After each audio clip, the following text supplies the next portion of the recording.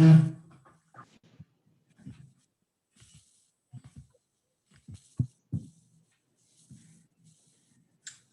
Juan. Hey, it's Ruth. Hold on. Yeah, hold on. Yeah, I know it's Ruth. Something weird It happened. says Juan. I know. I'll change it when I can get back to it. Let's see. There we go. Oh, I haven't started my video. There we go. There we go. Hold on. Let me rename myself.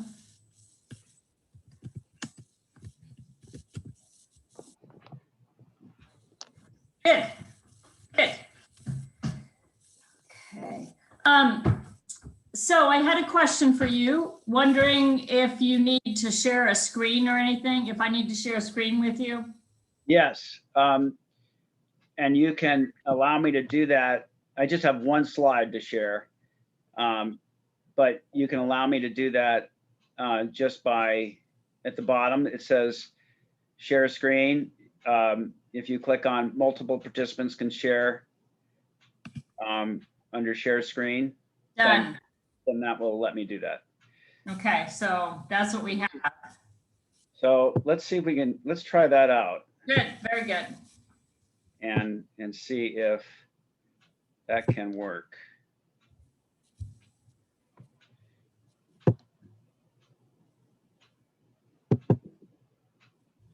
Oh, look. Let me see here.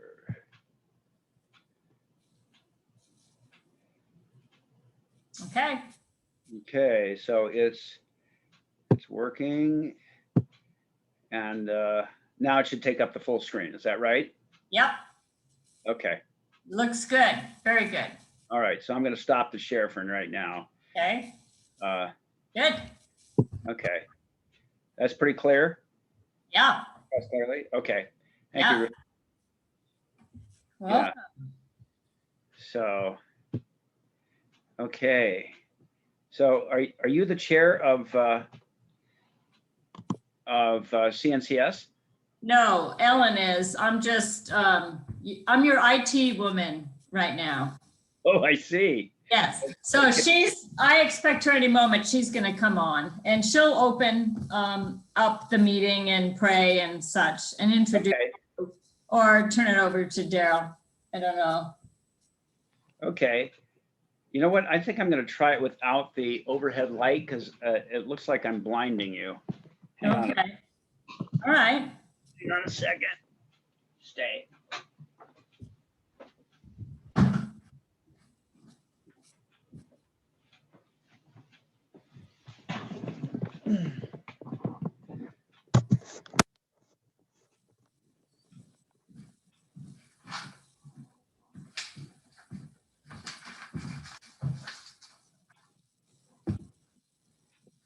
I don't know if that's better or worse. Good. No, that looks good to me. That's fine. Okay. Very, very academic. Doesn't it? Academic. Yeah, it's just this narrow perspective on my life, and if you find out wider, it wouldn't look so academic. That's right. No, we just. Right. Just see the books. So what Ellen and I understand is that Darren's going to ask you both questions. Right.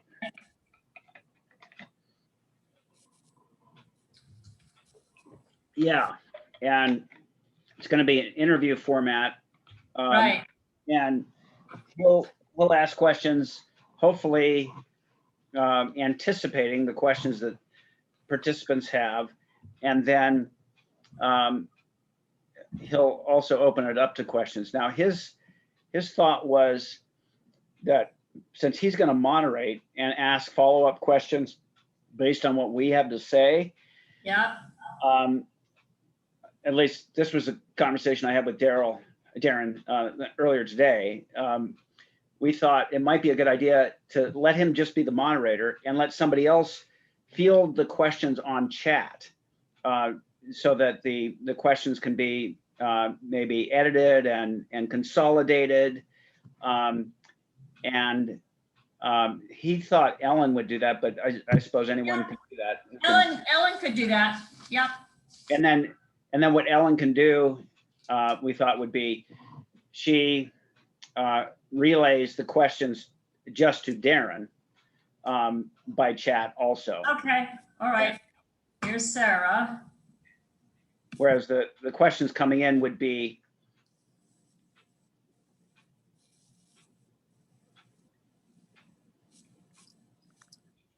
Sarah.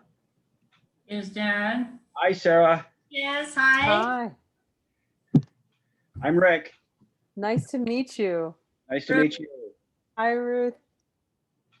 Thanks for coming and helping our presbytery.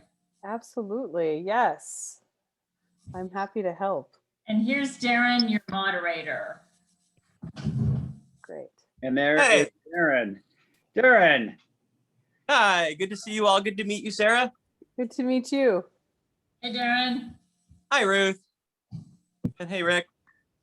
Hey, Darren. I do have a collared shirt I'm going to put on to look more official once we get closer to the start time, but this is like my warm up. Okay. So, This is your Gotcha. warm up. Oh, okay. Yeah. Yeah, I was going to wear my sweatsuit, but I thought I'd just get uni up for the, the real game. right. Got it. Yeah. Right. So,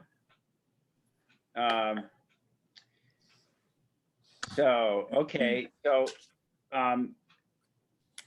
I was just explaining to Ruth the plan we had for questions, if we actually get to questions from the audience. Yeah. Okay. Do you have any questions about the question process? Well, I didn't actually, Oh, you started to, but you didn't Ruth, actually I explain it. mentioned it to Ruth, but then Sarah got on the call. So, Got it. Okay. yeah. Well, first I'll say for my questions, most of my questions will be kind of to whichever of you wants to take it. And you can kind of go back and forth on that. So whoever has kind of the thought that wants to go with first can take that. And then some follow-up questions obviously will be more targeted. But most of the questions, they're pretty much I changed the order a little bit, but they're pretty much the ones that I've sent to you. And I won't read them straight out that way, but it'll be the gist of each of the questions.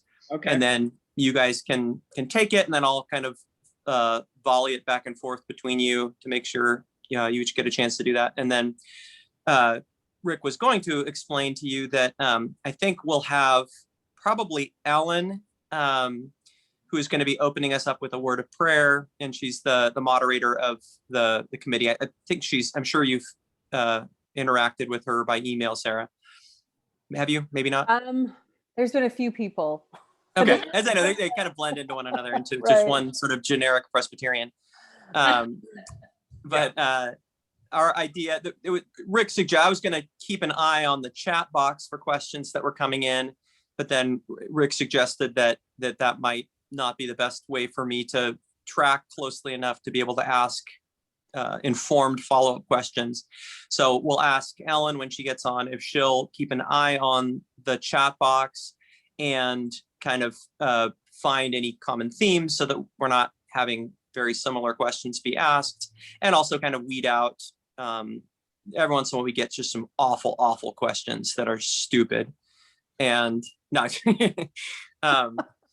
no, just to kind of make sure that we kind of hit on what if there's 10 questions that come up, that we can kind of find the ones that would be introducing something new to the dialogue or clarifying something from before. So just to have something of a filter process for the questions that come in, and then she can either ask those herself based on what comes in, or she can send me a direct message to ask them, or if there's someone who has kind of a more involved question that they want to explain a little bit more, then we can have them pop on to ask it. And hopefully we'll have a good 15 or 20 minutes for that at the end.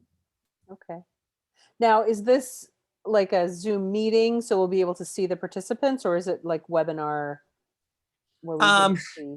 I think if I remember, you can see the participants. Yeah, Okay. it's Zoom meeting. Yeah, it's a regular Zoom meeting. Okay. You that you choose. If you choose gallery, you'll see Okay, right. participants, and if you choose speaker, you'll see yourself, and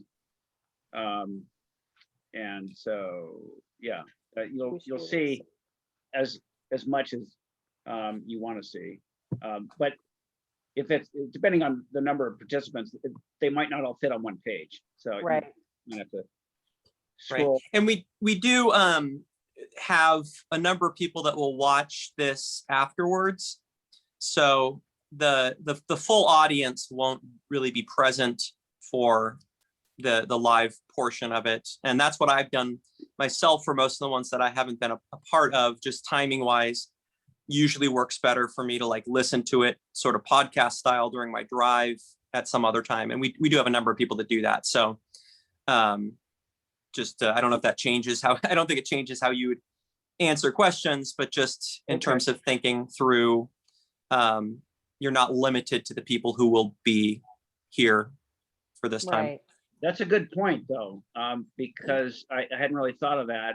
They're going to be listening to it in the car, then I can't over rely on my visual aid. I think you can still use it, but I wouldn't. Yeah, I wouldn't. Yeah, you say over rely is probably a good word to kind of give a little summary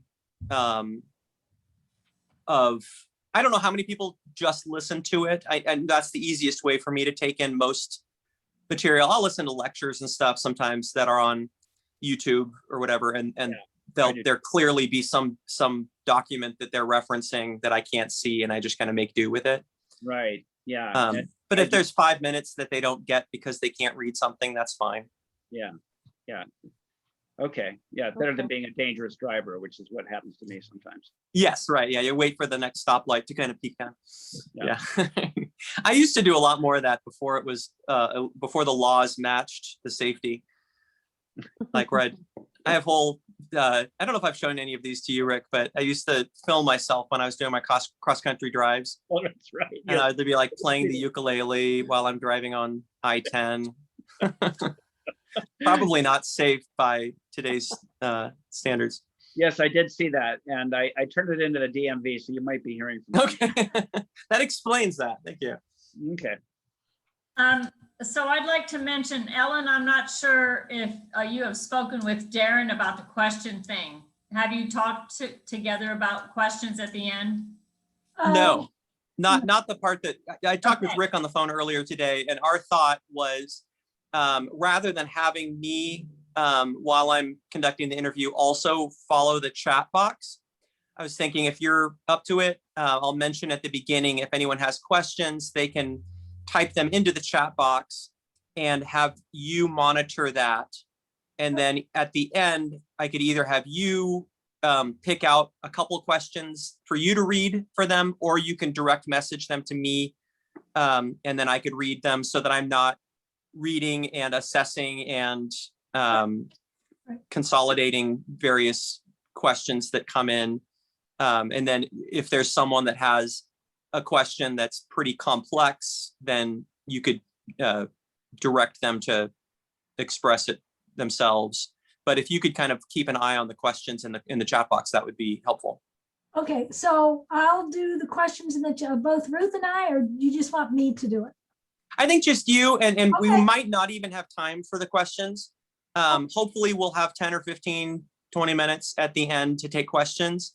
But I think we'll save those mostly for the end. There might be some that would be helpful, kind of clarifying in the moment thoughts, but probably in terms of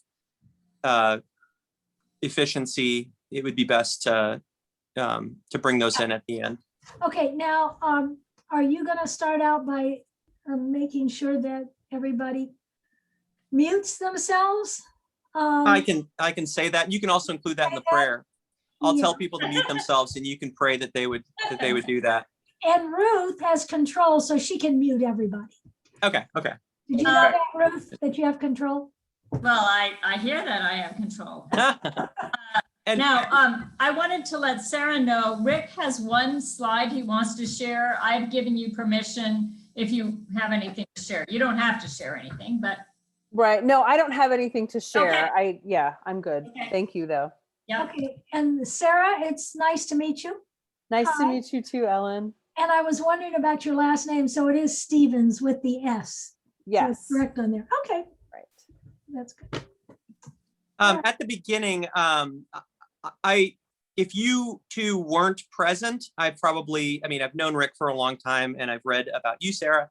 So I could probably in your absence, give a decent introduction to you guys. But since you're both here, I'll probably start out by introducing you and have you each take 30 seconds to a minute to kind of summarize who you are, the kind of work that you do, and how that relates to our topic. Sure. Okay, so I'll let them say that because I was just gonna say, Rick is in, I won't say Rick, is in private practice and Sarah, you're with United. So you want to say that? So I'll just introduce your name. That sounds good. Yes, You do that. I'll say your name and then you'll know what I'm saying. And then I'm going to hand it, I'll pray, give a prayer, and then I'll turn it over to Darren. And then you can do your thing. Ellen, you'll keep track with me about how many people there are still coming in. We might need to do a couple minutes after 7, maybe. Yeah. How do you know, Carol, how many Carol said are signed up? I didn't ask her. Okay, but she said a lot of them, as you were talking did? before. She said a lot. No, she said a lot of the people who signed up were not going to be here tonight. They were going to Okay. listen to All it right. at another Okay. time. All right. What Darren was talking about. Yeah. So don't be Dismayed. upset that you only have 5 people. That's totally Because fine. everybody likes to listen to it on their own time sometimes. Right. Yeah. Okay. Because they've been spoiled with online services. And on online services, you can do it anytime you like. Anytime you want. Exactly. Doesn't have to be 10 a.m. in the morning or 9. Right. Mhm. All right. So, Okay, let's see. We have 15 minutes, so step away.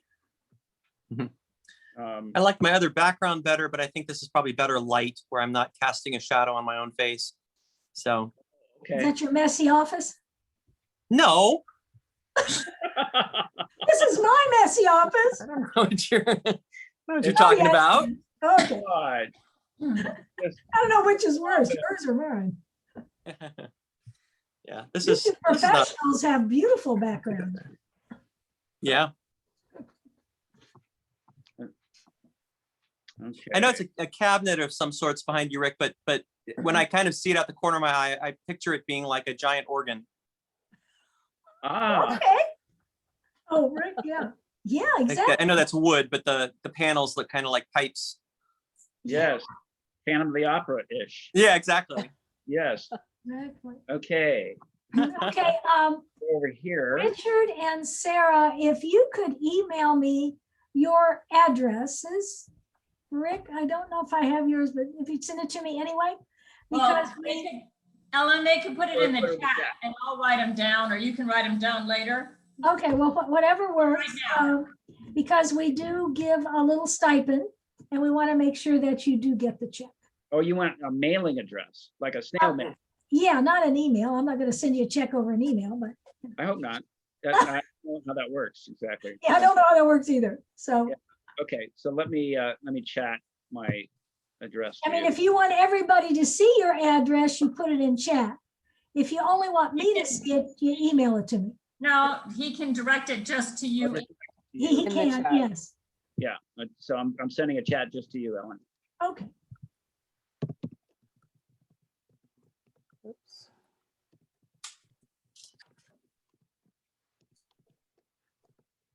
Oops. I didn't I don't finish. see it. I didn't. Yeah, I pushed return too, thinking it would take me down a line, but it just sent the first line. So Yeah, did you get it, Ellen? From me? Let me see. It says one chat. Yes, I've got both of them. Thank you. Okay. okay. Now, hopefully you didn't get the first part of hers connected with the second part of mine. No, I know she lives in Northridge and I know you live in La Crescenta. Right, there you go. And Okay. I didn't realize you lived on Foothill. Is that where you work? No, that's my post office box. 2629, number 364. Okay. Correct. Yeah, that's a mailing address. Okay. Yeah, He lives at Phyllis Key's old house. that's right. Do I know that? Well, Phil's That's key was- actually that's a connection. That's a tie-in for our next month's right. one, because Jenny Shanley Farrell will be one of our speakers next month, and either her aunt or her great aunt was Phyllis Key, who sold her house, or whose house was sold when she passed away, to the Lyon family. Hmm. I didn't know. Little- that. So this is Sue Shanley's daughter. Jenny is Sue Shanley's daughter. Yes, she'll be one of the speakers next month. She works in she's the executive director of an organization that provides legal aid to people with mental health issues. Is she an attorney herself? She is, yeah. So 3 attorneys in the family. Yes, yeah. Wow. And that wasn't her original. She's actually both of the speakers next month. Neither of them are trained specifically in mental health. My friend Jordan is an MBA in nonprofits, and Jenny is a lawyer, but both of them end up working in fields that relate to mental health. And so they're going to talk about public policy with legal issues, and Jordan does a lot of work with like getting funding for programs. He's the executive director of ARC of California, so deals with a lot of regional centers and stuff like that. So it'll be I like that we're addressing it from 2 really different angles, where our second half will be, really totally different fields that do have a bearing on mental health. Right. So this is a series. So I'm not like, I wasn't completely, This is a 2-part familiar. series. okay. So, well, of a larger series. It's a larger Of a larger series, series. not hiding behind being don't hide behind not being controversial. But this is a sub-series, a 2-part sub-series of that larger series, which is kind of what we've done, where we'll deal with a topic for more than 1 month. Mhm. Sometimes from really different angles, other times just from different perspectives, but the same question.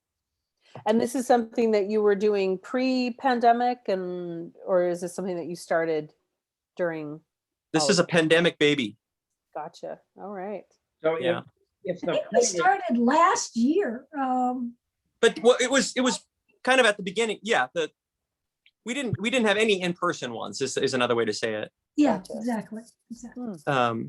Nice. And Rick, Jenny's brother, her younger brother, Dave Shanley, is a PsyD working in Colorado. Is that right? So Wow. he would, if she can get him on, then he could provide that other side. So between the 2 of them, they cover this month and next month. So he's Wow. he's the clinical side of mental health stuff. My goodness. I did not know that. That you knew the Shanleys from La Cañada Press, right? Mm-hmm. Yeah, I think she might have made the switch maybe even before you came. You left. I'm not sure. Might have been. I knew Jenny from high school also. So even if we hadn't gone to church together, she was a couple years behind me at LCHS. Oh, okay. So if the point of this series is to not avoid being controversial, one could make the argument that you should also let us do our presentation on climate change as a part of There would be an overlap, climate change and mental health for sure. Oh, and yeah, no, you mean not tonight? not tonight. Yes. Oh no, that would completely No, fit I don't with the have- series. I don't have my climate scientist counterpart. No, I thought that you were going to try to tie that in somehow, and trying to think which of the questions are you going to turn to climate change? Turn to climate change. No, I think we've bitten off enough to try to chew. Yeah, probably. Yeah. But no, that would absolutely fit with this series for sure. So I think, Darren, you shared about 6 or 7 kind of areas. Are we going to kind of break it into like, I think you said like 40, 45 minutes or of? Yeah, that's a good question. And Rick kind of had a similar question when we talked on the phone earlier. I don't feel a need to get to all of the questions. I want to have more questions than we have time for so that we don't, do 7 minutes and then 53 minutes of questions from the audience. So we may get to all of them, but if the first question is taking us in fruitful directions with questions, you guys can ask each other questions if you have, clarifying stuff back and forth for you guys, or, and I'll have some. So yes, totally feel free to do that. And I might have some clarifying follow-up type questions. And I've rearranged them a little bit from what I sent you, but it's basically the same ones, but I don't feel like we need to get to all of them. So I'm not going to partition them up into, a little bell goes off and we have to drop the conversation wherever we're at and move on to the next one. Gotcha. Okay.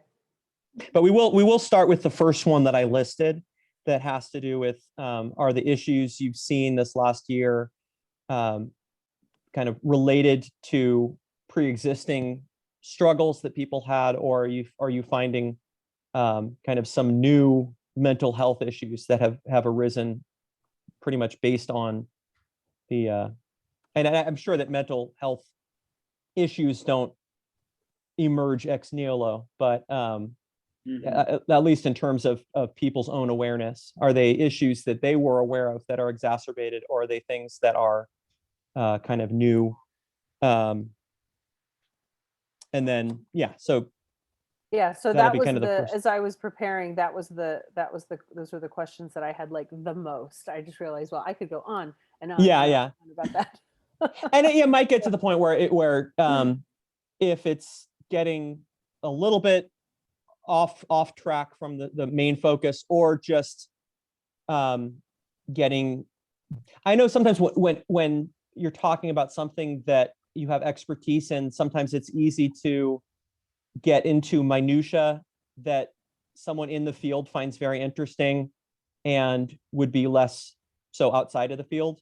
So if I know that I do that all the time with theology. So if it's something that's kind of like, this might be better for the APA meeting, then we'll, I can kind of curtail it.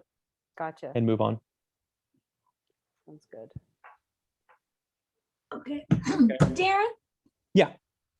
You weren't at the last CNCS meeting, right? Probably not. This last month has been kind of a blur for me. No? Okay. No. Okay. All right. Yeah, I forget. I wasn't sure because I usually can look on my cell phone. Oh, okay. No, but I didn't see it, so I read. That's right. Yeah, no, but I was aware enough to send a message to say that I wasn't going to be there to you. Yeah. And to let me know if there's anything that came up. I had something. It's been a crazy month, so. Yeah. Okay. All right. Is there anybody in the waiting room? Ruth? Yep, I'm gonna let them in. Let them in. Oh, Sonia. There's Carol. Hi, Carol. Hi, Sonia. Hi.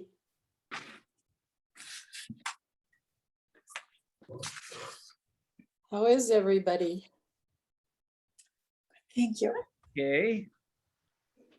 Good. Okay. I want to apologize up front because our internet connection is really bad this week. So if I go in and out, it's not because of you, it's the computer. Or it goes totally off and then it goes back.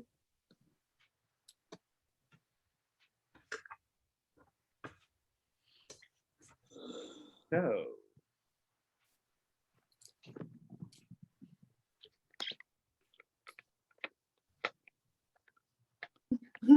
Hi, Sonia. Sonia. There's real Sonia. Hi, Carol. Yeah, it's still me. I just didn't have my audio or visual on. Mhm. My video, I mean. How you doing, Carol? Doing well, thank you. Are Oh, you- there's Richard Are Lyon, you actually there in your background, or is that a virtual? virtual. That's Mammoth Lakes, probably last September. my Very good. happy place. Is it, are the clouds pink because the mountains are on fire, or I that's just- believe so. I think so. Mhm. There's your climate change tie-in, Rick. yeah, there we go. Right. I know it's contrived, but that's what I do. Yeah, you can talk about how anxious Carol must be about that fire behind her. Yes. Rory. It was so beautiful, but it was on the other side of the mountain. So we were safe. Oh, Mhm. gosh. Wow. Rick and Sarah, I believe you already know that a good number of the people who registered are registered so that they will get the recorded information and will not be there this evening. Right, yes, that was mentioned earlier. Yeah.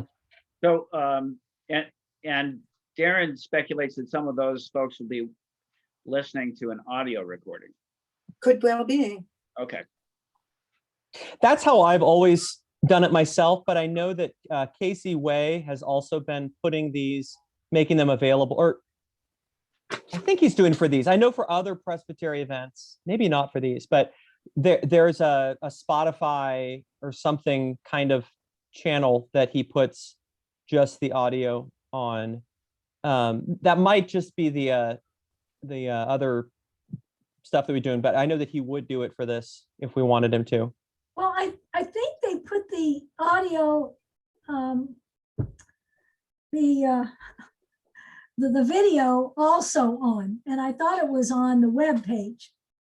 Yeah, obviously, if it's the video, you don't have to watch the video. You can always just run it through your phone in the car and listen anyway. Right.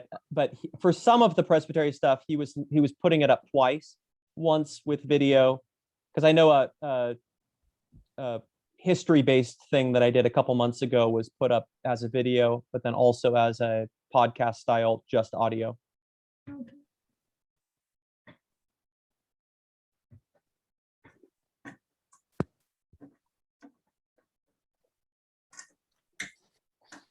So, we could give it until a few minutes after 7. Yeah, I think so. We have a couple people from my church that I think are planning on coming. Another thing, Ellen, I have a date, and Ruth, for next month's. Okay. So looking like June 15th at 5 o'clock. I know it's a little bit, Day. Okay, it's a Tuesday. Yeah. Yeah, great. that was a couple conflict things where, doing the big Venn diagram for both of them. And Jordan's going to be out of town the 20th to the 28th. So that kind of cut out a big chunk. And so the 15th was I guess it's technically the third Tuesday. And so it fits into that third or fourth week Great. of the month. But And we're just calling it Mental Health Challenge during the pandemic, part 2? yeah, the return.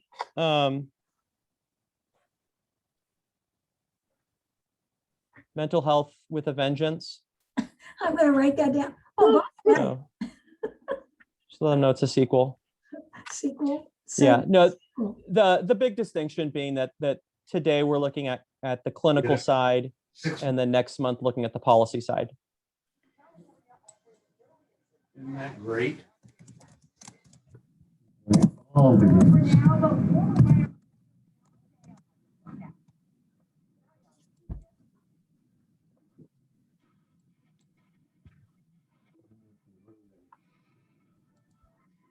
Alan Weinberg's attorney. Fine. Comment.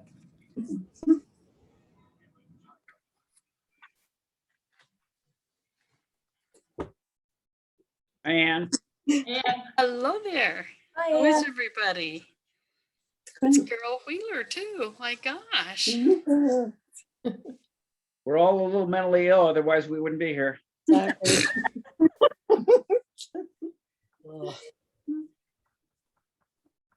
I'm not sure where that's coming from, but probably I don't want to know either. Oh, Well, you said, you asked how everyone's doing, so I Oh, thought I would just address the elephant in the room. I see. Okay. That looks like Pam. There's Helen. Hi, Helen.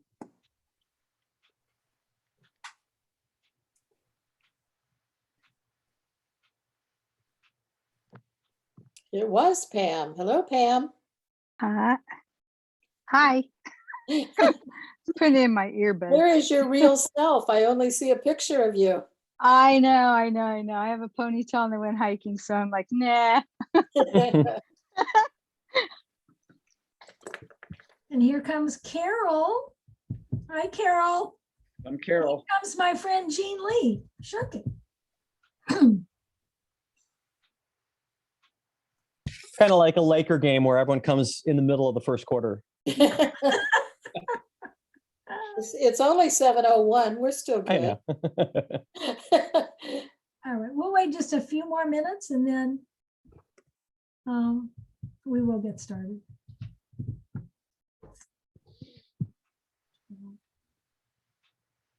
I wouldn't be here yet if I wasn't moderating, so I'm not judging.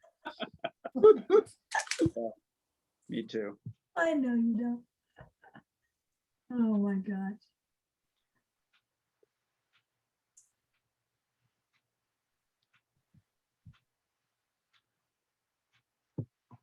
So quiet. You know, Pam, did you counting see the this people morning? as we get on. Did somebody ask me a question? I said, Pam, did you Oh, Pam. did you surf this morning?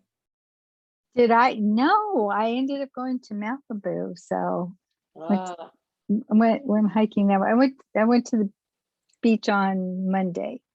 So I decided to go to Malibu. So I did my meditation there. All good. good.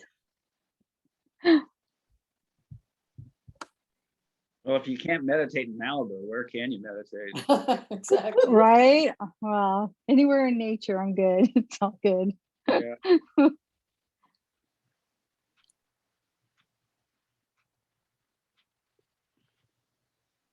Not get this light right.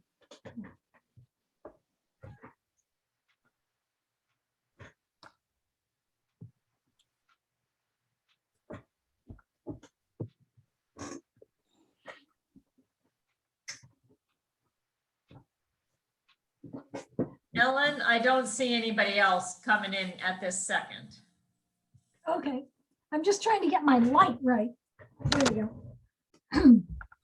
Live in a dungeon here. Okay, so we're good with starting. 13. 13 is our lucky number. Good. I started to say good morning. Good evening, everybody. My name is Ellen Fishburne. I'm sure most of you know. I'm chair of the communication and church support of the Presbytery of San Fernando. And this evening is the 9th presentation in our educational series called Can't Hide Behind Not Being Controversial. Our presentation tonight, called Mental Health Challenge During the Pandemic, is a panel of 2 speakers, Reverend Dr. Rick Lyon and Sarah Stevens, both in the mental health arena. Reverend Dr. Darren Pollock will be our moderator today of the panel. But before we begin, let's have a prayer. God of mind, body, and spirit, we come together tonight, thankful for the opportunity to learn, think, and act on the mental health needs of our community. We are grateful for those who work to enable us to maneuver in this world in a healthy manner. Mental health issues highlighted this month in the US demand our attention. We all are impacted in some way by mental health issues, especially due to the pandemic, the results of isolation, fear, uncertainty, and loss that surrounds us. Help us be advocates for ourselves, our friends, extended family, and neighbors. Encourage us in the path leading to wholesomeness, happiness, and peace. We seek to do your will as we breathe. Thank you in particular for Sarah and Rick. Be with them as they lead us to new understanding and hope. With the Spirit in our midst, we say, Amen. Amen. Amen. Darren, you're on. Yes, thank you, thank you. I'm excited about this mini series within this larger series on not hiding behind not being controversial. Got the wrong preposition there. And it's a two-part series that we're doing next month on June 15th at 5 o'clock. You can mark your calendars for that. We're going to look at mental health issues during the pandemic from a public policy standpoint. We have two of my friends, one that works with legal issues for mental health issues, the legal side, and the other one working on the public policy side with government agencies and such. Today, we are looking at the clinical side of mental health issues. And we have two wonderful clinicians who work in different demographics and different parts of the mental health world. And we have chosen the pandemic as sort of a focus point for a really huge issue that could be the focus of certainly more than 1 month and certainly more than 2 sessions of this series. And you also some of you might have wondered, not hiding behind not being controversial. Are mental health issues controversial? On one hand, I would say yes, there are certainly aspects of them that are quite controversial, but we're not necessarily focusing on those aspects. And so we're sort of broadening the controversy to include topics that are important that maybe make us uncomfortable, where we might agree so that it's not technically controversial, but we avoid because it's sort of uncomfortable to talk about. And so that's where we will be tonight. If any of you have questions that come up, feel free to write those in the chat box, and Ellen will be monitoring that. And Rick left. That's not good. Hopefully he comes back. Something I said offended him. So if you have questions, Ellen will be monitoring that, and hopefully we'll have 10 or 15 minutes at the end where she will kind of pull out some of the questions that lead us to some points that maybe we haven't covered yet. And if you have a really involved question that you would prefer to ask yourself, you can give a little summary of that in the chat box, and then we can have you ask that yourself again, assuming there's time at the end. So hopefully Rick will rejoin us.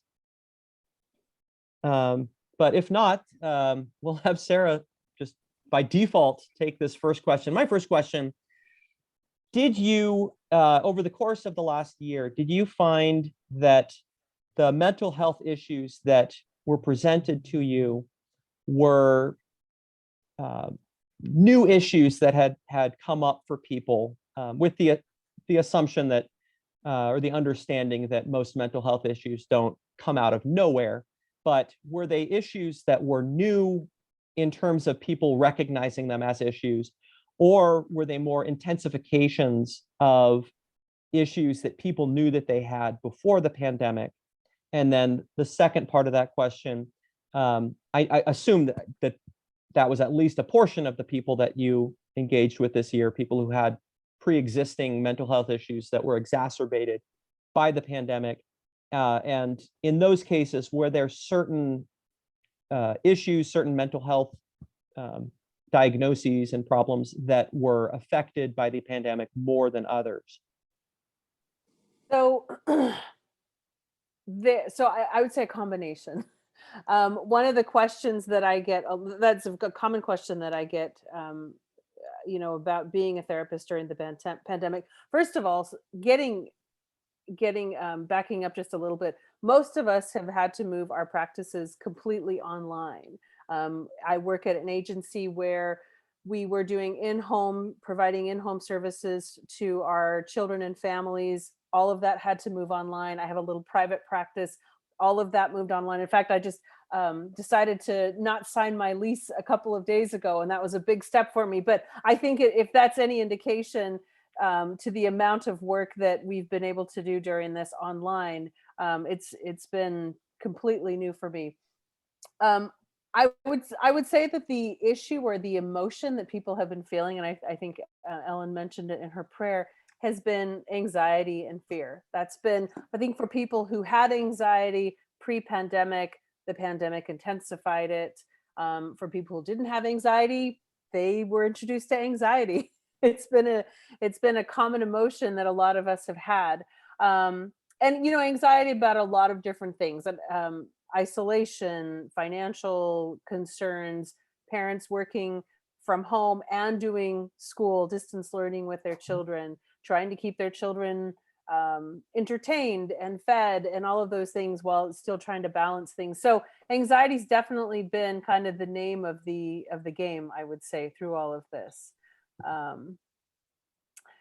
As far as like new maybe new issues or new symptoms that have come up, I don't think anything is necessarily new. I would say it's been mostly an intensification or exacerbation of pre-existing kinds of issues. So Did you, I'll let Rick, I think I see him back in. Related to that, also, I'll ask this follow-up for you and then perhaps ask it again after Rick has a chance. With the people who were coming in with pre-existing anxiety issues and stuff, did you find anyone that sort of gave themselves permission to seek out help for issues that maybe they had before but didn't want to deal with, and then a pandemic hits and it's like, okay, this is big enough that I can admit that I need some help? Like, I guess, did you find people that where the pandemic was that little push that they needed to seek out some help for something that they've dealt with maybe for a while? Sure. Yeah, I was just talking with some colleagues earlier today, and we were talking about how life changes have been kind of common for a lot of people. People are moving, people are switching jobs, some people are going back to school, some people have divorced, other people have decided to get married, so there's been a lot of things that have, I think that the pandemic, having this time to be home, to not have the distractions that we normally were turning to, has given us the opportunity to be a little bit more introspective, I think, and address those issues. I think for some of us, it's maybe been a little bit more in our faces than we thought it was going to be. But mostly, I've been impressed at how courageous people have been in addressing these issues, whether they were familiar with therapy pre-pandemic or not. I've had a lot of clients who've come in for the first time and said, that I've never done therapy before. I didn't know what to expect. I've been going through this and I feel like I need some help and some insight. So I think it's been an opportunity for growth, even if it's been a challenging one that we've all experienced. Mm-hmm. Rick? Yeah, I didn't hear the question because my internet crapped out. Sorry. Yeah.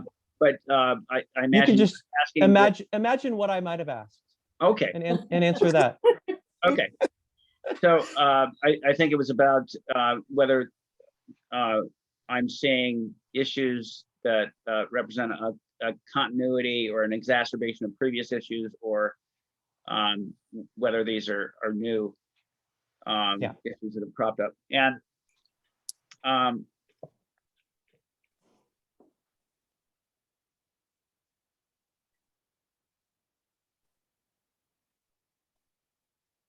is a pregnant pause. For the frozen computer. Yeah. Sadly, he doesn't know it though. Yeah. Oh, no. I thought it would be my computer. No. We'll wait for Ellen, can you send him a message that tells him He's frozen. he's frozen? In the meantime, Sarah, you mentioned the obvious move to online. Mhm. And that's something that we've all had to do for something or other in our life.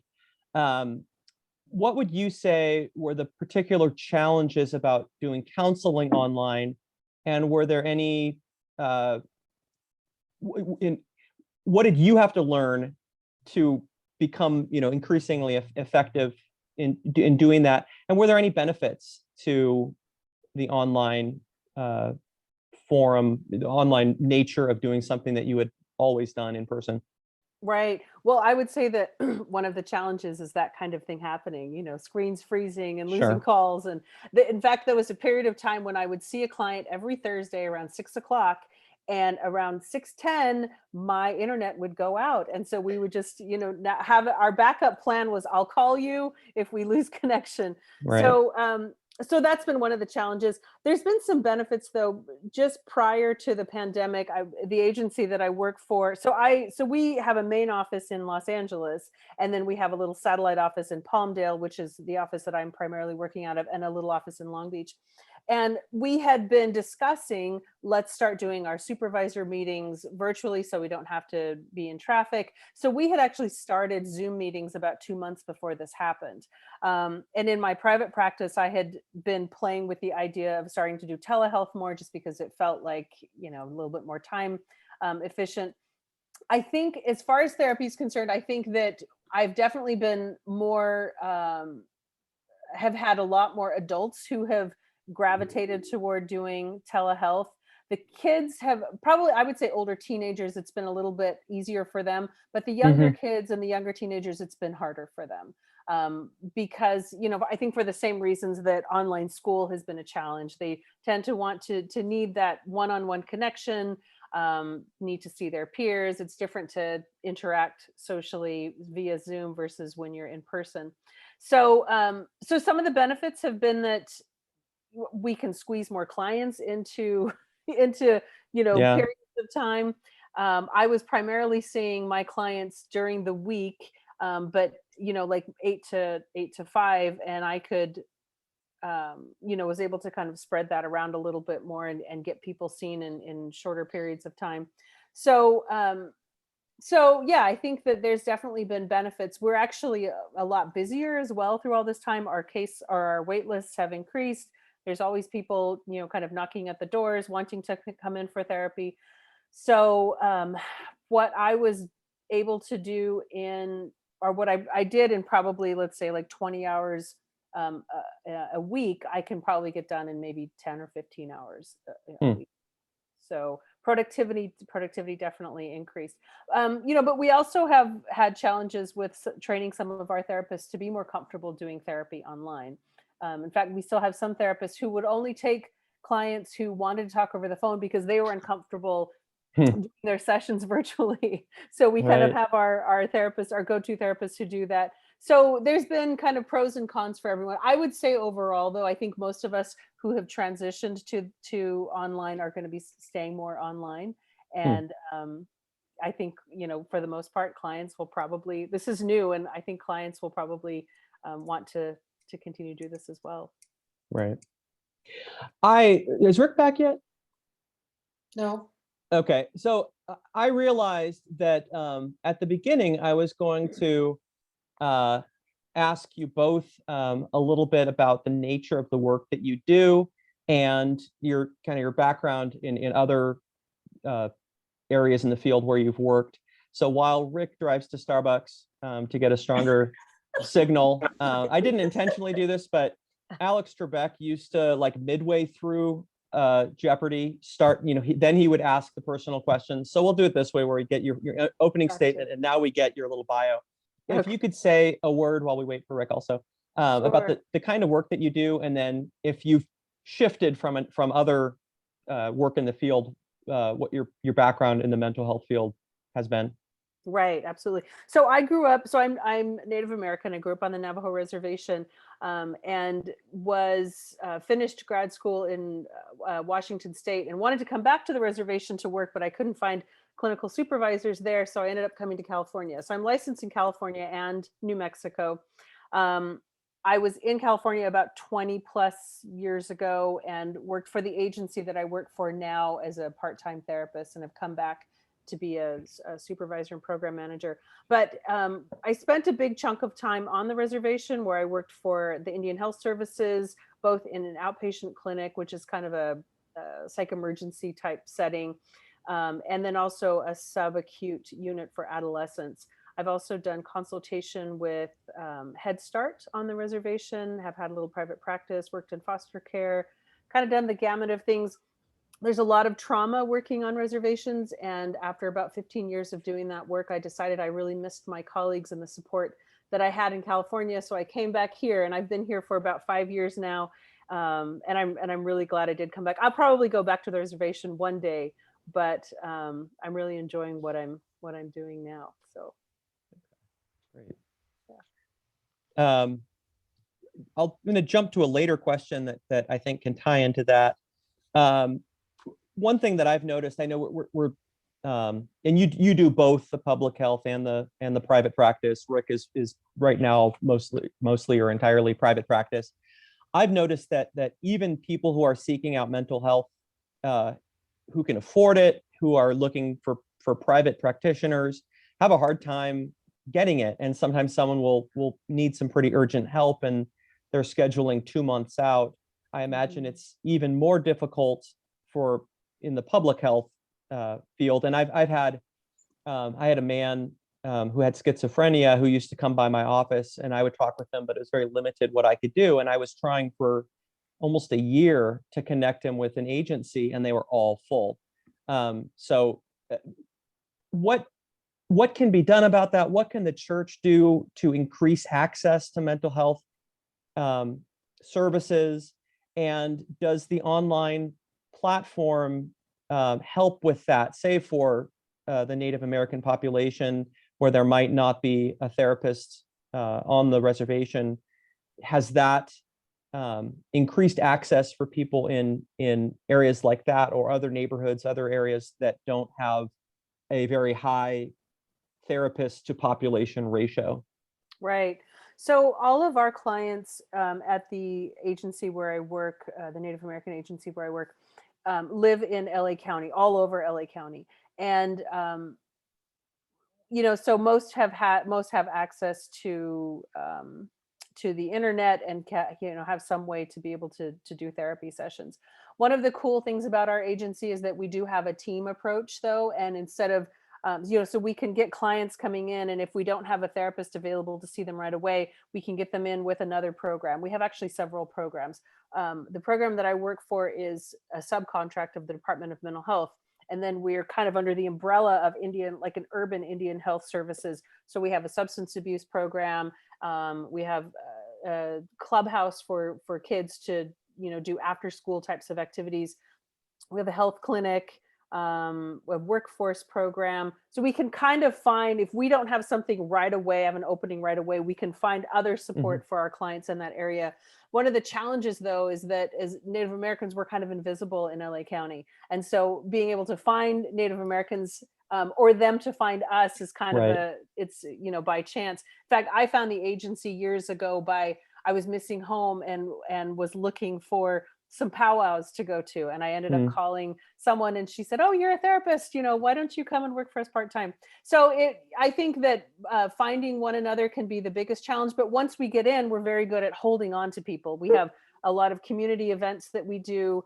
In fact, we have 2 big major annual events that we do. We do in September a Native American Day in the park, where we have a powwow and information and giveaways and arts and things like that. Vendors come. And then we also have a Children's Mental Health Day in April, early April. We've been able to do both of those activities online for the past 2 years, which has been a huge success for us. We've also been able to collaborate with people from other tribes, not just in LA County, but across the country. So it's been a really cool opportunity to kind of meet other Native American celebrities, to, and to sort of bring people here. And also our people have been able to get to be known in other places. Eventually, it would be really, really nice if we could connect with more of the rural reservations. I'm from a reservation that just this year has become the biggest tribe in the country, but there's a lot of little tiny tribes who don't have the representation or the funding, or even people just sort of being aware of what their needs are. So I think that in LA we can we're sort of a model for how we can connect and stay connected with people.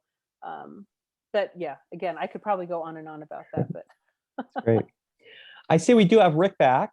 So, Rick, if I could, I had forgotten at the beginning to ask you both about the nature of the work that you do and have done in the mental health field. So if you could say a word about that, and then work into that first question about the types of cases that you have seen this year and whether they're more an exacerbation or more issues that are new, at least in someone's own self-awareness. Yeah. So I am currently full-time in private practice, and I did have office locations in both Northridge and then La Crescenta and Montrose. Now I'm doing all online sessions. I do one appointment a week that's by telephone, per the preference of the client. And I'm also involved with a lay counseling ministry. I'm what they call the supervising consultant for the lay counseling ministry at La Cañada Presbyterian Church. So I'm the one who's in charge of providing supervision for the lay leaders of the lay counseling, and then I also am in charge of the training on Sunday mornings. So I've been doing that for the last 7 years, going on 8. And then I also stay active in the presbytery through committee on ministry and doing pulpit supply here and there. So yeah, my private practice is a bit of a hybrid in that I do take insurance. I've been moving a bit in the direction of getting off of insurance, but I never want to do that entirely because it just cuts out the middle class on down. And people who can afford full fee are a pretty small, and I think even diminishing percentage of the population. So even when insurance is not involved, I try to accommodate to existing financial realities, and sometimes I get taken advantage of, but it's worth it to make myself available. Mm-hmm. So, and then maybe this is an abrupt segue, but I wanted to just share my screen, if I can do that without going offline again. I hope so. Yeah, I don't think that should have anything to do with it. I think that'll work. But let me get, okay. So this is something that I just came up with. I like visuals because it helps me because I'm more of a visual learner. This sort of summarizes what I've been seeing during the pandemic. I've been seeing extremes that are represented in terms of the emotions on either side of the left and the right side of the rectangle here. So I've seen a lot of denial and despair, which at the extremes, I see resulting in destructive inaction. And then on the other end of the continuum, I see a lot of rage and panic, which can lead to destructive action. In the case of rage, destructive action can be aggression toward others or resentment toward others. And a panic can lead to a lot of frantic activity that's not necessarily productive and maybe destructive to the self. And so I think that in answer to the question that you raised initially, Darren, some of these extreme emotional manifestations of denial, despair, rage, and panic represent temperamental tendencies that are just coming out in full force during a crisis of the pandemic. And yet I also put this diagram here to represent visually how these extremes each contain a grain of truth, that there is a positive coping strategy embedded in each of these extremes that just have to be moderated, because on the side of denial and despair, there's this healthy impulse hidden within to try to achieve acceptance. And even despair, for example, can really represent the sadness that comes from recognizing losses that we can't do anything about, that are irretrievable. And some sadness, some despair is warranted. And denial comes in handy to get you through the day. I mean, there's a certain amount of denial that frontline medical workers, for instance, need to engage in order to put themselves back on the front lines.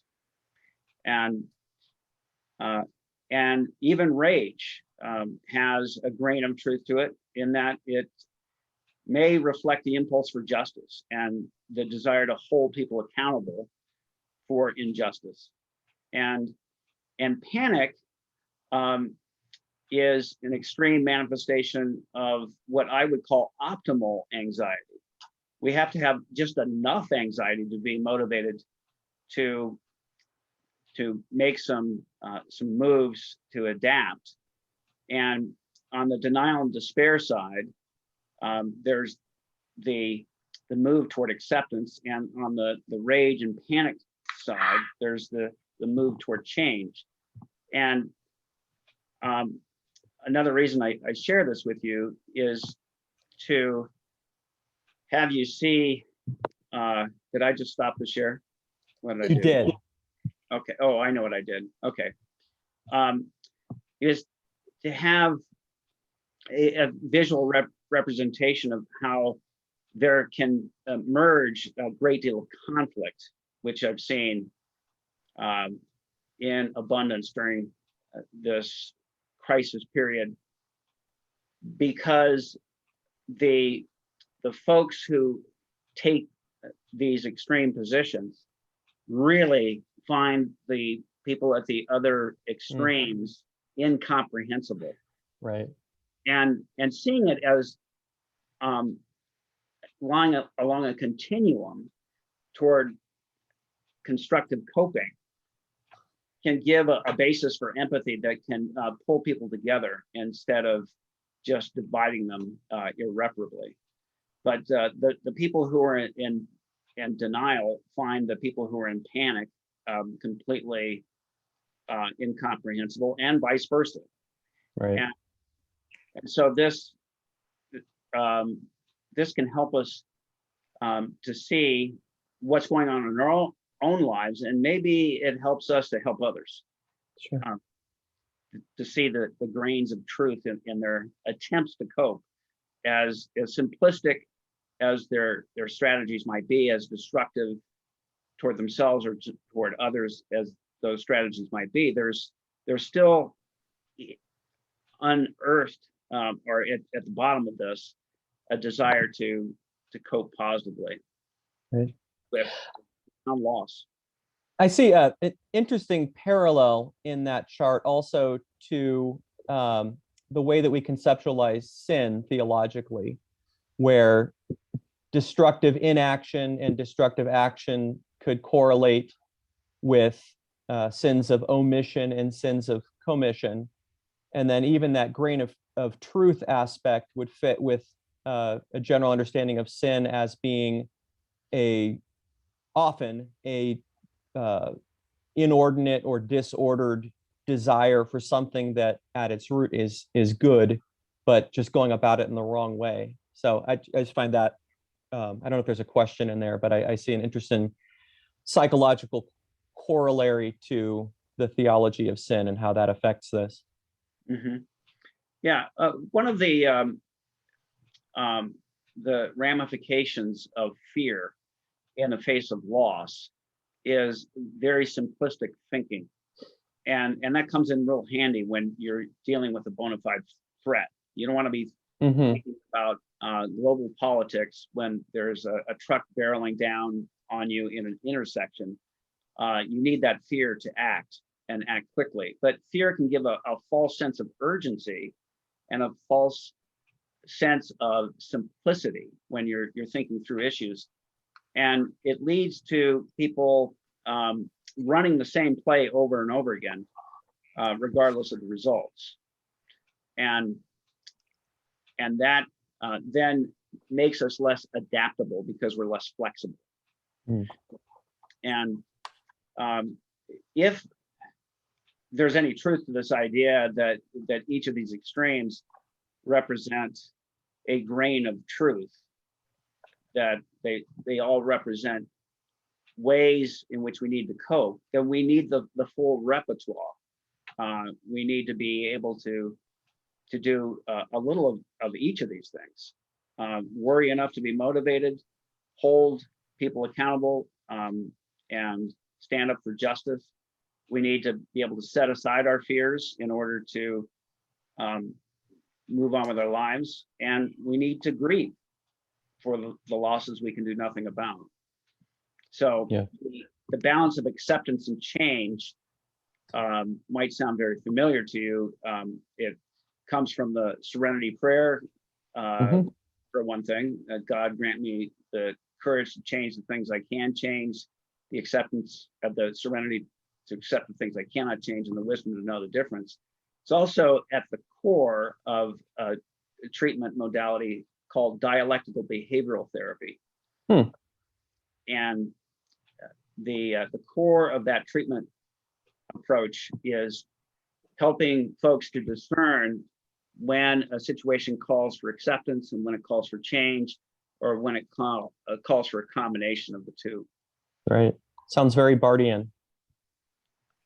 Okay. Really? Well, he was at the center of dialectical theology that was building these tensions. Yes. And so sort of a psychological application of aspects of his theology. Right. Yes. You could say it sounds very Hegelian too. I suppose you could, yes. A question for both of you. Everyone, I'm sure, has some degree of mental health struggles in the midst of the pandemic, whether it's depression about opportunities lost, anxiety about the present and future. And a lot of, I'm sure everyone has someone dear to them who is struggling in a particularly strong, destructive, difficult way. What are ways that we could help family, friends, church members who are dealing with really paralyzing mental health issues, and kind of a two-part question? Part A, and who recognize it and who are dealing with it. How can you support someone who you love, who is doing the hard work of therapy? And then part B, how can you support someone like that who is maybe on that denial side of issues that they need to work through? And maybe we'll have Sarah, if you're ready to address that, have you start and then have Rick comment. Sure. I think that kind of starting with ourselves and knowing where we are first can be a first helpful step. Knowing where we are as far as like are we in denial of something? Being as transparent and open and honest with ourselves is a good place to start. I think also acknowledging that we've all been affected in one way or another. And that's looked different based on where we live, based on socioeconomic, ethnic, racial, issues that we all kind of deal with and cope with in our lives. I think that acknowledging that trauma is, instead of trying to compare the traumas and say mine is worse than yours, or mine, yours isn't as hard as mine, acknowledging that we've all been affected kind of helps to sort of even out and help us find a common connection and a common bond with one another. and also being kind and patient with ourselves and with each other. I think one, as Rick was talking about, kind of the struggle that we're all having, that struggle that he was describing, I've seen a lot in families, and families have been separated because of, they're on different sides of the opinion, whether it comes to the vaccine or politics. And, parents come or children come into therapy and their hearts are breaking because their families are separated now on different issues. So I think being kind and patient with ourselves and kind and patient with other people, avoiding harsh judgment, and also avoiding that tendency that we might have to pressure people to just get over it, or pressure we might feel to just get over it and move on, giving ourselves the time and the space to experience and feel it and learn from it.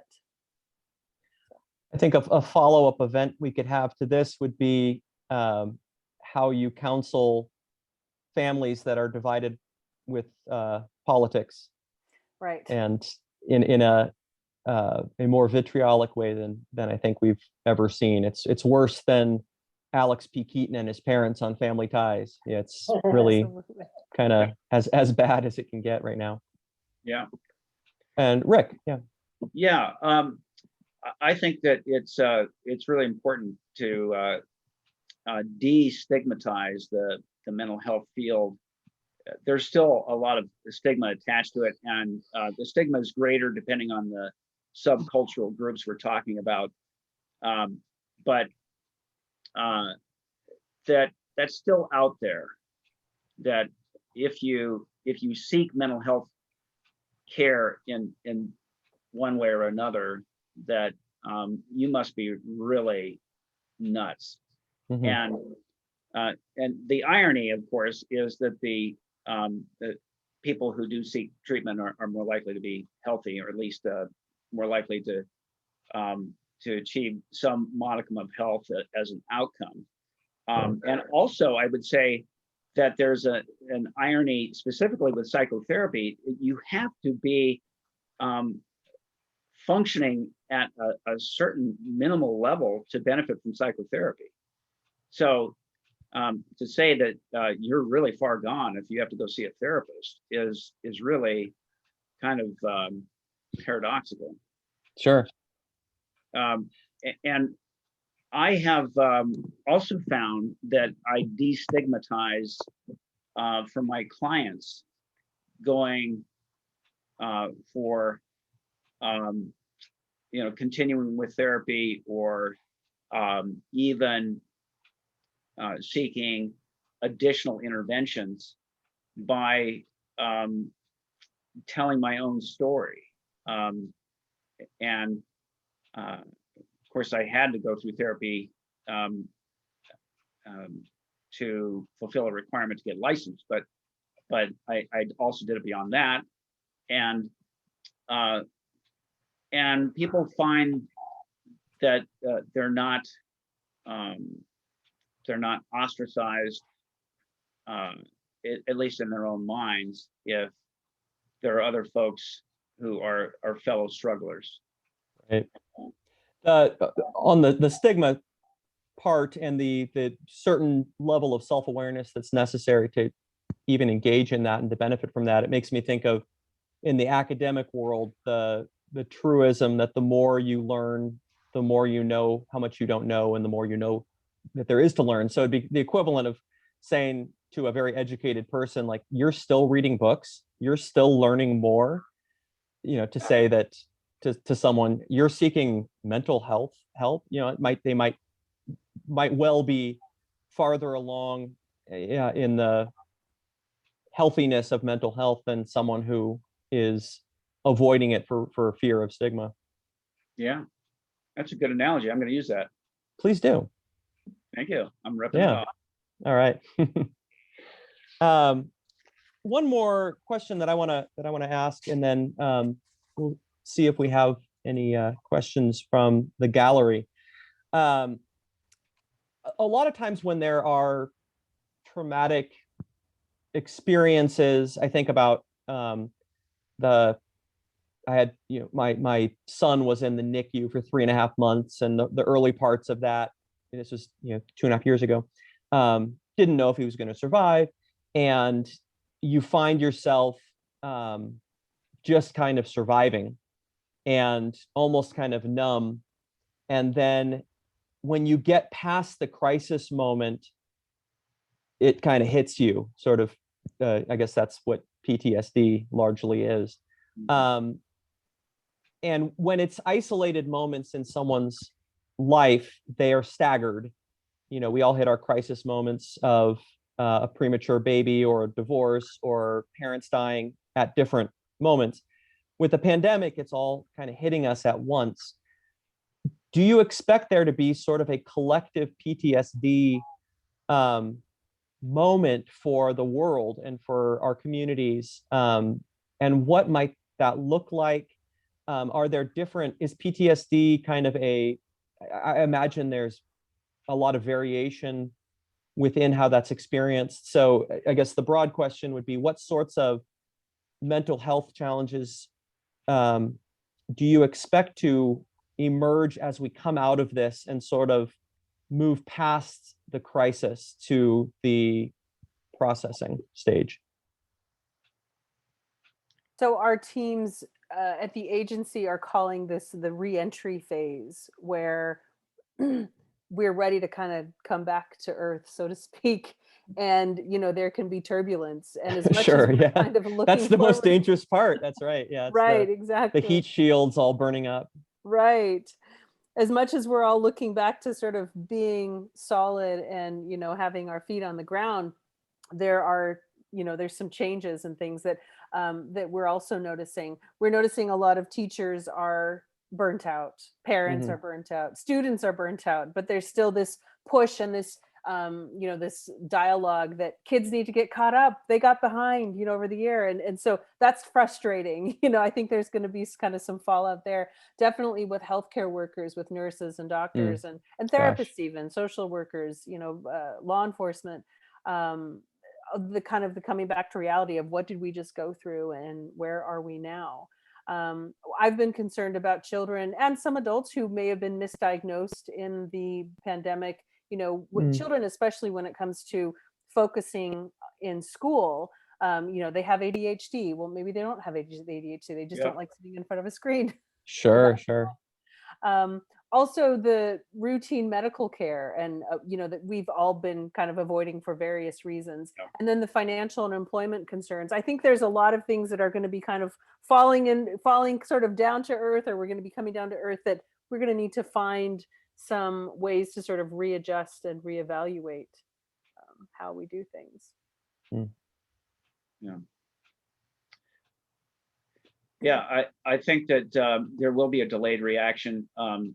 And what is very baffling about PTSD is that person who is suffering in this way sees their reaction as completely disproportionate. And of course, it does not connect necessarily to what's going on in the here and now, but it connects to the there and then. And so it can be baffling because it seems as though everything's going fine. Why am I just crying uncontrollably at no apparent provocation? Well, the provocation came before, and PTSD often emerges when someone has to engage in a certain level of denial just to cope, just to get through the crisis, and then they have a delayed reaction of grief and all that entails, anger and sadness, and so I think we can expect that, and as mental health professionals, we have to be there to say, no, this makes sense. And as Christians, I think we have a basis for asserting that the world is not random. The world is created. There is a certain order to it. And so there's no effect without a cause. The cause may be hidden. Cause may be historical, but it is nonetheless there, embedded in person's history, and it helps to account for the synergy of an extreme reaction in the moment that ties into experiences that were similar in one's past. Right. One more thought about the earlier, the stigma that you mentioned. I asked this of, or sort of mentioned it to Sarah, I think when you were taking your vacation in the middle of the early part of our session, saying how we're wondering if the pandemic has given people permission to face mental health issues that they otherwise wouldn't have acknowledged or wouldn't have wanted to. I found I think there's the stigma side of it, and there's also the almost feeling guilty about having struggles when there's not, a proximate cause. Yeah. I think like when I was in youth ministry, I would have a kid who comes from a broken home who's been verbally abused, and they have a hard time, and they don't feel bad about acknowledging that they have a hard time. And then there's another kid who comes from an intact family with loving parents, and they're having a hard time, and they almost feel guilty about it because they're saying, well, I shouldn't be struggling because my life is fine, without acknowledging that there's this brokenness that affects all of us, and something universal like a pandemic. Have you seen that where people kind of have permission to move past that either stigma or just explaining away to say, I can't have problems because I don't have an obvious cause for it, to say, no, we've all been through trauma, and now is the time for me to deal with whether it's hidden trauma or something that's been unearthed. This is kind of tying into that very first question again. Yeah, and again, my answer is both and. I do think that there are some folks who have suffered greatly and have been able to validate themselves by recognizing this is awful. This is really awful. I've never been through anything like this, and I need help. And because they can point to something specific and concrete, they don't have trouble justifying getting treatment. On the other hand, I also see people who have not suffered so much during the pandemic, who feel guilty when they compare themselves to those who have suffered greatly, and they think they shouldn't need help, or they shouldn't be as symptomatic as they are. Right. And trauma is trauma. And I also believe that we need to account to some degree for the impact of vicarious trauma. I've had people say they had to stop watching the news. I even had one client who said he stopped watching Democracy Now! That was way too much for him, and he got his news from a late night talk show host. That's how he got his news. He could handle it packaged that way. Right. And so there is that trauma that gets multiplied to the extent that we identify with others who are suffering. Sure. Yeah. One of the things I used to say when I was in youth ministry with situations like that, where there would be kids that would come and sort of feel guilty about, I'm really struggling, but so many people have it worse than I have it. And I would say, well, with that logic, there would be one person on earth at any given time that is worthy of suffering or struggling. Right. Because there's only one person you can find who is the worst. Everyone else can find someone that says someone else has it worse, and I shouldn't be dealing with this. Yeah, and everybody else is a crybaby. So yeah, that does happen, and loss is loss, and it does help to try to put things in perspective and recognize, yes, there are people who have Sure. So that you don't go the other direction and think that Right. visited upon you some scourge that is unique to you. But Right. but one can go too far with that, obviously, as you just illustrated.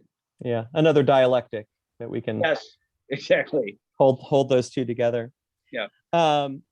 So I guess I don't know that we have any particular questions that have come up.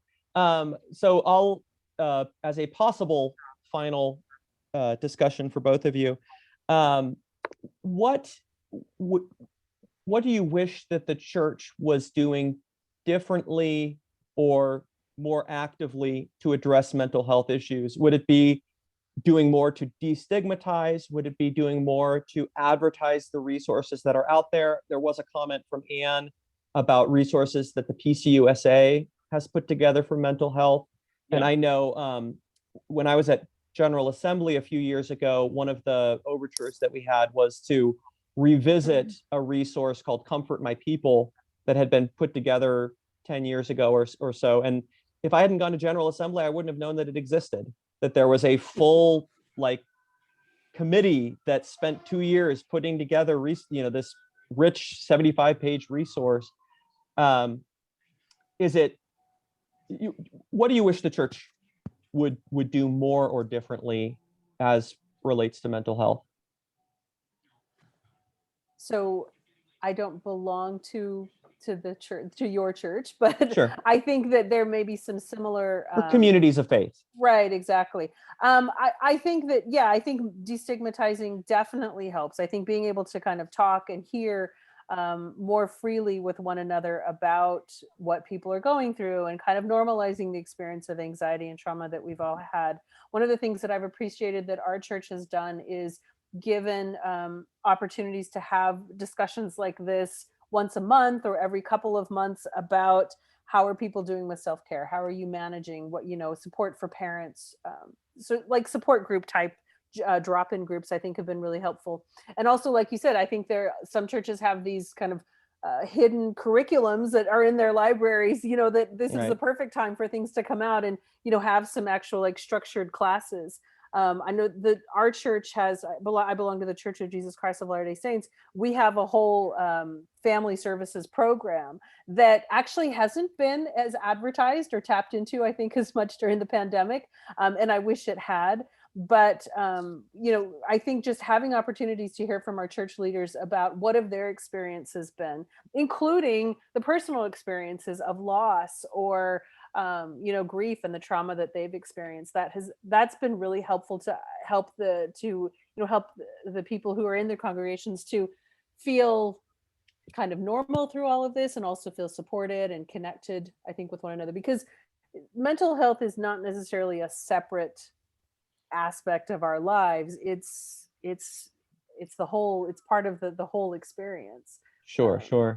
So yeah, some thoughts about that. I was thinking when you mentioned the connecting with the Native American population in Los Angeles and how you find them and how they find you, and thinking that mental health agencies might not have the advertising budget that other groups might have. So all of your resources would be going towards the services that are provided, and you might not be able to put out, signs on buses and TV ads and stuff. Interestingly, maybe though, you can. Toward the end of the year, we had a chunk of money that came in from somewhere.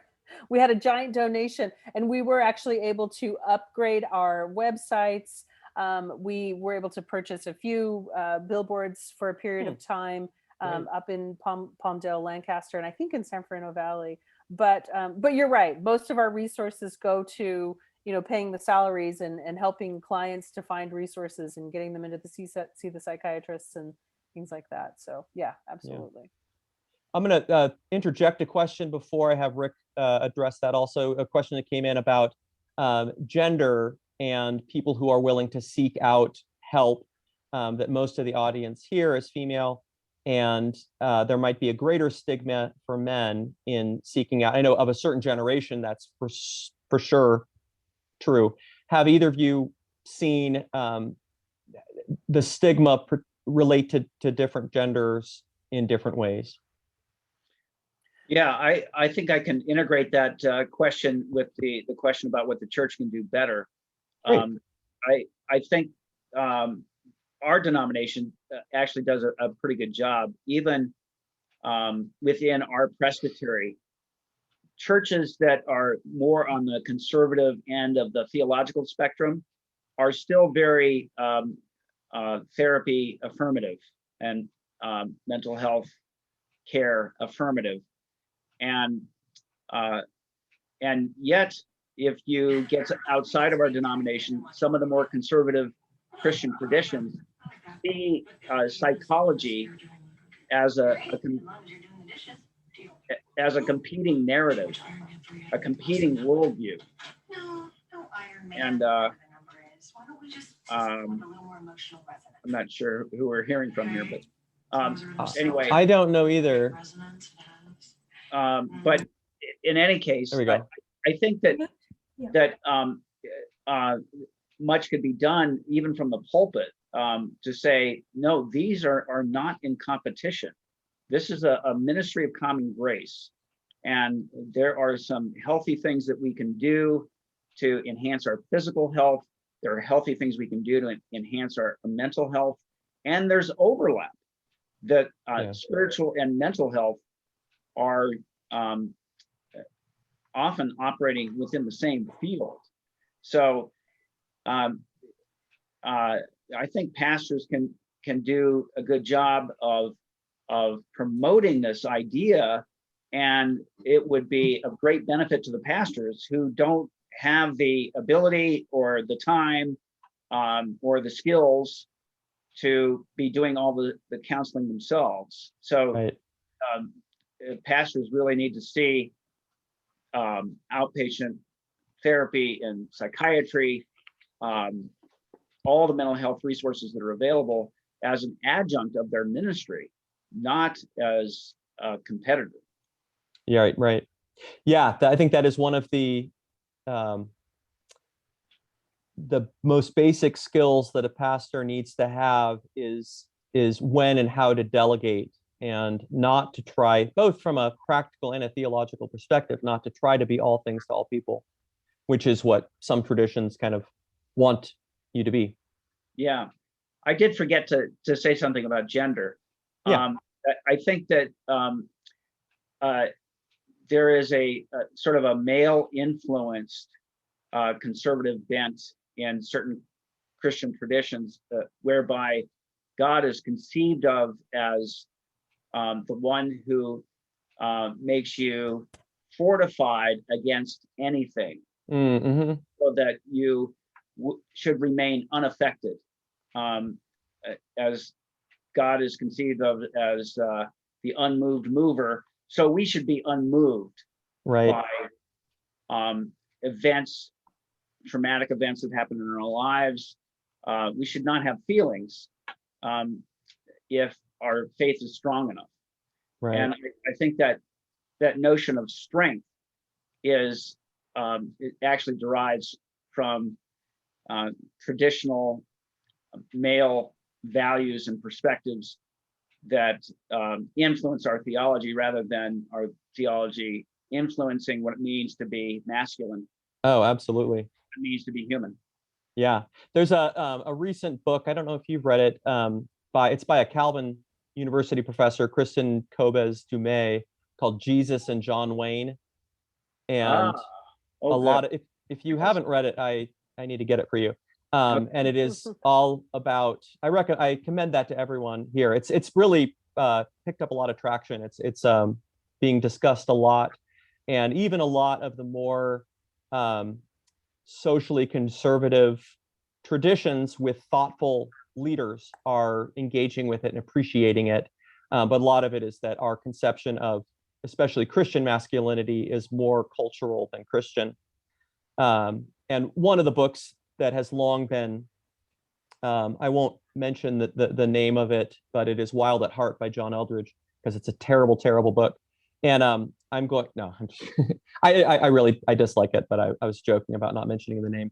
One of the things that I'm going to mention it actually in this sermon that I have coming up on Sunday in another context, but one of the things that made me think of it when you were talking there was this selective application of the Imago Dei, where one of the arguments is God is a warrior, God is strong. We are made in the image of God. Therefore, we are warriors and we are strong, but only men.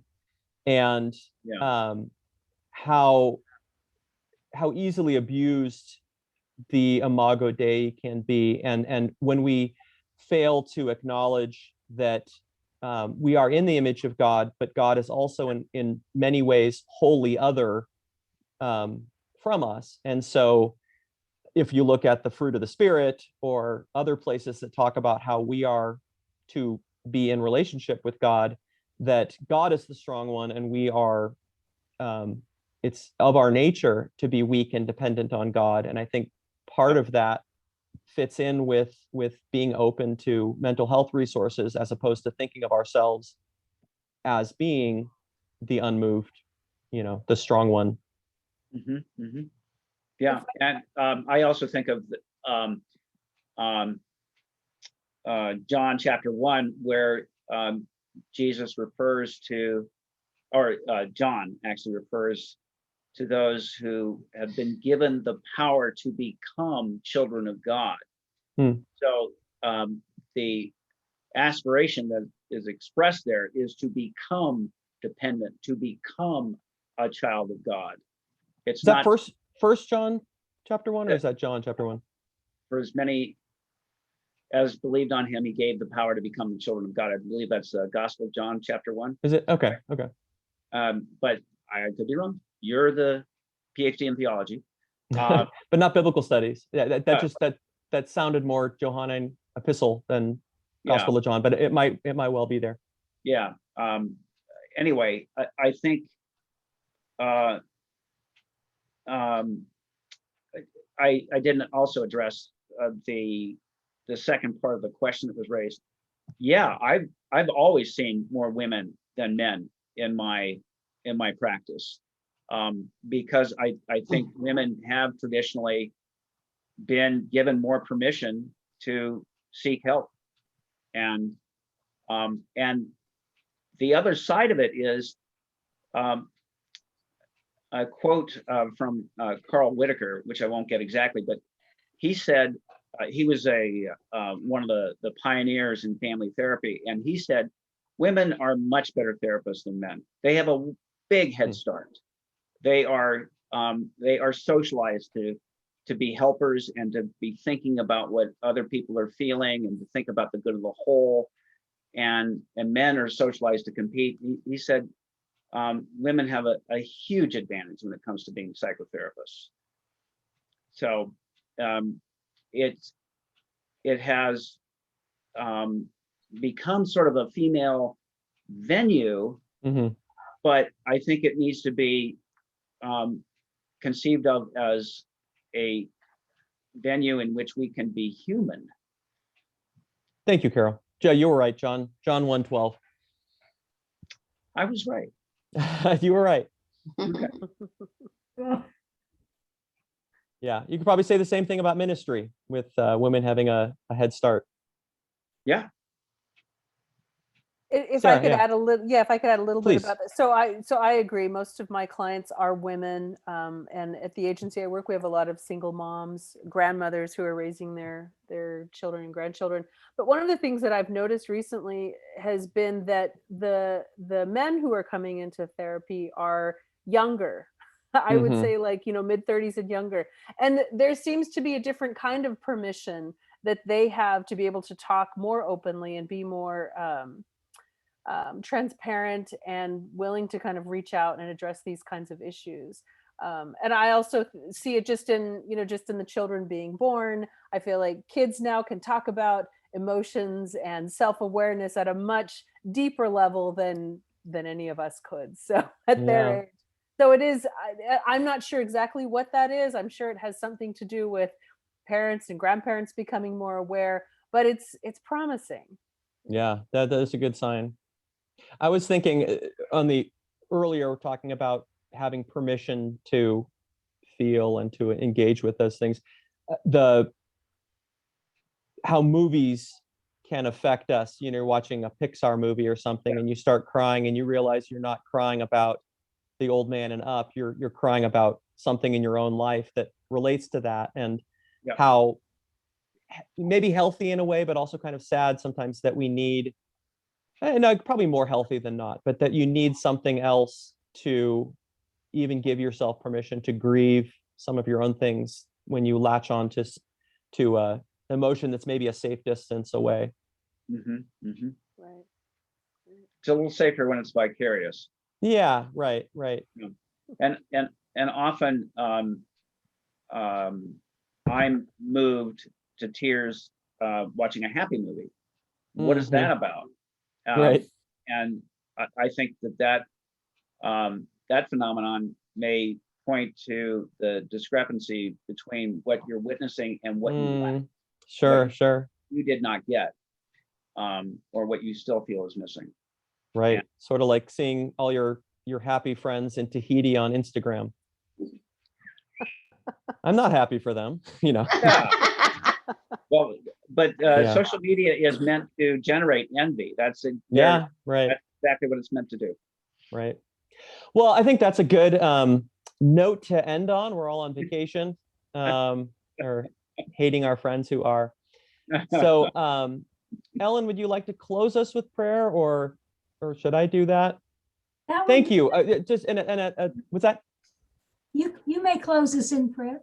Okay. And thank you so much, Sarah and Rick. Really appreciate your insights Very much. And everyone who joined us for this. I appreciate you being here as well. All right, let us close with a word of prayer.